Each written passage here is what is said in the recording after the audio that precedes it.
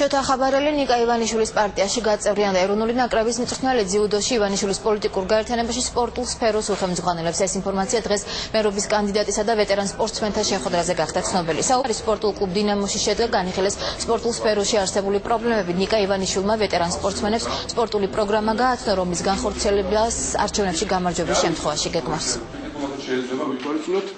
მომქმედი მწვრთნელების ჩვენ ვაყალიბებთ ახალ პოლიტიკურ პარტიას, რომელიც მიიღებს მონაწილეობას ადგილობრივი თვითმმართველობითი ორგანოების არჩევნებში და ამასთან დაკავშირებით ჩვენი პარტიის გარკვეულმა წევრებმა გადაწყვიტეთ შევხვდეთ პროფესიულ გაერთიანებულ საზოგადოების წევრებს. ამ პიროვნებას ძალიან დიდ პატივს სცემს, მიემჯერავს მისი ავტორიტეტის, ძალიან კარგი ჩანაფიქრია, მე ასე ვფიქრობ და აქედან გამომდინარე მე გავწევრიანდი ამ პარტიაში. ერთი აქტიური წევრი ვიქნები, რა თქმა უნდა, ჩემი მიმართულება იქნება სპორტი.